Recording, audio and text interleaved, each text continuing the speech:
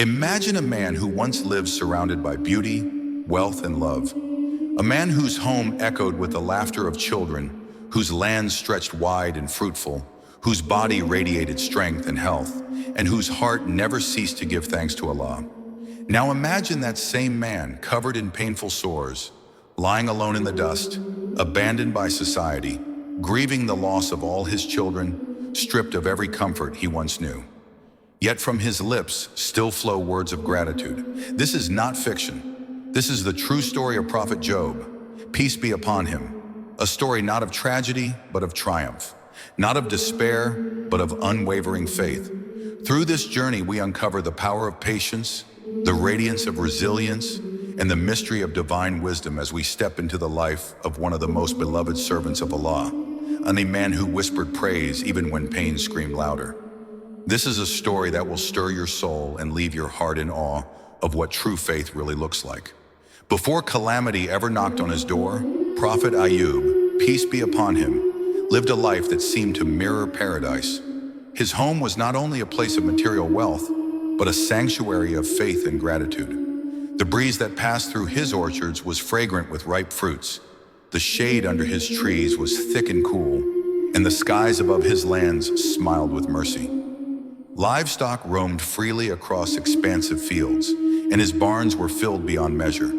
Children laughed and ran through the gardens, the sound of their joy dancing through the air like music. He was not only wealthy in possessions, but rich in love, in family, in health, and in faith. Ayub was admired by people far and wide, not merely because of what he had, but because of who he was. He was a man of remarkable beauty, his face illuminated with serenity, and his voice always filled with the remembrance of Allah. Every prayer from his lips was drenched in humility. Every action reflected servitude, and not a single blessing passed by him without being acknowledged with gratitude. It would have been easy, perhaps even understandable, for a man so blessed to become heedless, to forget where it all came from, to assume he deserved it all. But Prophet Job never allowed his soul to slip into arrogance or neglect.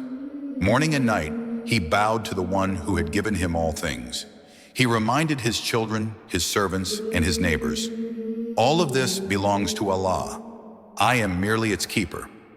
His gratitude was not only in his words, but in how he lived, with kindness, humility, and a heart that never tired of worship. His home was a place of remembrance, his table always open to guests, his hands always giving in charity. Those who entered his home felt as though they had stepped into a place touched by light. But it is precisely in these moments of peak comfort and abundance that Allah, in his infinite wisdom, sometimes chooses to test his servants, not to destroy them, but to raise them. And so, unseen by human eyes, the decree was made. The gates of trial were to be opened, not to break Ayub, but to reveal something hidden even from those who admired him most, the true depth of his devotion. For it is easy to thank Allah when the sun shines and the fruit is sweet. The real measure of faith is taken in the storm, when blessings are withdrawn and the soul stands bare before its creator. The first winds of trial came silently. One day Ayub's servants brought troubling news. A fire had broken out and consumed a part of his land. At first it seemed like an isolated incident, manageable, perhaps even natural. But as the days followed, more messengers arrived, their faces pale, their voices trembling. A plague had swept through his livestock. Flocks were found lifeless in the fields. The wells that once provided clear, cool water had dried. Crops that had promised a rich harvest began to wither under a strange blight. Thieves raided his caravans, storms shattered his storerooms. Like a thread unraveling slowly at first, then all at once, Ayub's material world began to fall apart. His wealth, once so vast, once the talk of the region, was vanishing before his very eyes. And yet, Ayub did not curse the heavens. He did not cry out in anger. He simply raised his eyes to the sky and said, "From you it came, to you it returns. You are the master, and I am your servant." Each night he prostrated upon the earth that now held little of his fortune and whispered his gratitude. His wife Rama stood by him with quiet strength, her eyes heavy with sorrow, but her heart mirroring his in faith. They prayed together. They wept, not in protest, but in surrender. And then came the second strike. a pain far greater than the loss of wealth. One by one, their beloved children began to fall ill. The laughter that once echoed through their home faded into silence. The beds that once held sleeping children became still. Ayub held the lifeless hands of his sons and daughters, one after the other, washing their bodies with trembling hands, lowering them into the earth with a heart-breaking yet obedient. Each grave dug into the land carved deeper into his soul, yet he bore it. Not a single word of blame passed his lips. He clutched his chest and uttered what only the truly faithful can say at such moments. Indeed, we belong to Allah, and to Him we shall return. This was not numbness. This was not denial. It was the steady heartbeat of one who knows the owner of all things. Ayub loved his children fiercely, but he never mistook them for being his own. They were a trust, and that trust had been returned to its source. Rama, her eyes swollen with grief, leaned on her husband's shoulder, and in his silence found strength. The people around them watched in awe. Many wept for him. Some whispered, "What sin must he have committed to deserve this?" But those who truly knew him, those who had seen his devotion year after year, knew that this was no punishment. This was a divine unveiling of hidden gold. Patience that could not be learned in ease. Faith that could not be measured in comfort. As the days passed, Ayub's trials deepened yet again. Now it was his body that began to betray him. His skin, once smooth and radiant, erupted in painful sores. His limbs grew weak. His strength faded until even the act of rising to pray required all his energy. His organs began to falter. His voice, once strong in remembrance, became hoarse with effort. The very frame that had once allowed him to serve, to build, to embrace, it was now a cage of suffering. But he never stopped remembering Allah. His heart remained awake, even as his body declined. People began to fear him. Rumors spread. He was driven out of the village. His friends stopped visiting. His name, once spoken with admiration, became a source of discomfort. He was exiled to a distant corner of the land, a place where no one would see the painful shell he had become. And yet he never cried out in complaint. Even when the pain grew unbearable, even when his flesh cracked with dryness and his bones ached with fire, he whispered the names of Allah with love. Ya Rahman, Ya Rahim, he would say. His breath was short, but his remembrance was endless. Rahma remained by his side. She brought him what little food she could gather. She cleaned his wounds with gentle hands. And though her heart broke with every day that passed, she too never complained. One day, unable to bear seeing him suffer further, she asked him, "O Ayub, how long will this go on?" Her voice trembled with fear, not rebellion. But Ayub turned to her with deep sorrow. "How many years did we live in comfort and blessing?" he asked. 80, she replied. He nodded. "And how long have we suffered now?" 7 years, she whispered. "Then I am ashamed to ask Allah for relief until my suffering equals my years of ease." His words were not meant to scold her. They were a declaration of divine perspective, a reminder that patience is not just endurance, but trust in timing. And so, he continued, day after day, to praise his Lord. And it is said that even when every part of his body had been affected, his heart and his tongue remained untouched, so he could feel gratitude and speak remembrance until the very end. Thus, Prophet Ayub's silence became a song that reached the heavens, a song that bore no notes of complaint, only harmonies of surrender, and the one who heard it was none other than the most merciful. The heavens do not forget the voices of those who praise in the dark, and the cries of those who are patient in pain reach the throne swifter than arrows fly. Prophet Ayub, covered in sores and resting on soil that had become his bed, had uttered no plea for relief, no demand for justice, no bargain for mercy. His tongue had only known dhikr, remembrance, and his heart had never deviated from submission. But even the most faithful hearts can whisper softly for help when no one else hears. One day in the stillness of his solitude, Ayub turned his face toward the sky. In a moment not of despair, but of quiet intimacy with the one who knows all secrets, he spoke words that would echo through time. "Indeed, adversity has touched me, and you are the most merciful of the merciful."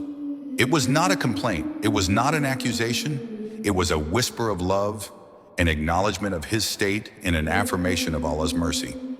In those few simple words, the prophet of patience showed the world how a true servant speaks to his Lord. He did not recount his suffering. He did not list his losses. He simply stated the truth. Adversity had come. And then he named the attribute of Allah that gave him peace even in the fire of his trials. Ar-Rahim, the most merciful of those who show mercy.